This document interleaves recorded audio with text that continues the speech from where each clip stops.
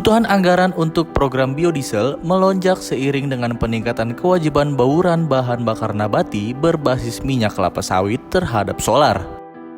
Dari 35% menjadi 40% atau B40 mulai 1 Januari 2025. Pemerintah memastikan punya cukup dana.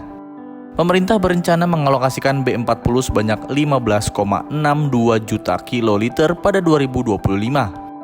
Program biodiesel ini merupakan upaya pemerintah mengurangi konsumsi bahan bakar minyak atau BBM sekaligus emisi kendaraan.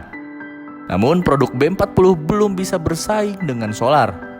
Ada biaya tambahan dari bahan baku, yaitu molekul minyak sawit fatty acid methyl esters atau FAM, yang membuat harganya menjadi lebih mahal. Karena harganya lebih mahal, pemerintah memberikan insentif kepada produsen biodiesel dengan menutup selisih antara biaya produksi dan harga jual. Insentif diberikan kepada produsen biodiesel untuk memastikan stoknya terjaga, sedangkan dana insentif berasal dari pungutan ekspor sawit yang dikelola Badan Pengelola Dana Perkebunan Kelapa Sawit atau BPDPKS. Besarnya insentif dipengaruhi oleh disparitas harga biodiesel dan solar. Pada awal 2024 selisihnya tampak melebar. Sebagai gambaran, selisih harga pada Januari 2023 berada di level Rp715 per liter, sementara pada Januari 2024 mencapai Rp1.382 per liter.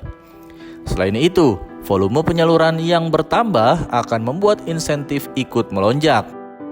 Dengan alasan selisih harga tinggi dan dana yang terbatas untuk ke depan, pemerintah berencana membatasi insentif tersebut. Lalu, sebenarnya apa itu bahan bakar biodiesel B40?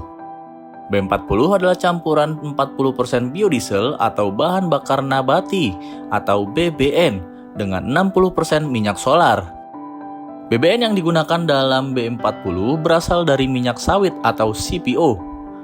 Program ini merupakan bagian dari upaya pemerintah Indonesia untuk mengurangi ketergantungan pada bahan bakar fosil, menurunkan emisi karbon, dan meningkatkan penggunaan energi terbarukan.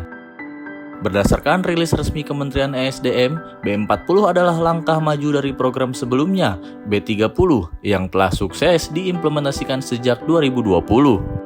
Pemberlakuan B40 sendiri merupakan bagian dari strategi pemerintah untuk tidak terlalu bergantung pada bahan bakar fosil. Selain itu, juga untuk mendapatkan bahan energi yang ramah lingkungan, lebih green, bersih karena tidak mengandung sulfur, termasuk juga bisa menghemat devisa. Biodiesel dapat dibuat dari berbagai bahan baku dan menggunakan bermacam-macam teknik, termasuk esterifikasi dan transesterifikasi. Salah satu minyak nabati penghasil bahan bakar biodiesel adalah minyak kelapa sawit. Sebagai sumber minyak nabati yang paling produktif, 1 hektar tanaman kelapa sawit mampu menghasilkan 3,5 ton minyak nabati. Lalu, bagaimana cara mengolah minyak sawit menjadi biodiesel? Minyak sawit mentah atau crude palm oil atau CPO diproses menjadi refined, bleached, and deodorized palm oil atau RBDPO. Setelah itu, RBDPO dicampur dengan metanol dan sodium methylen di mesin mixer.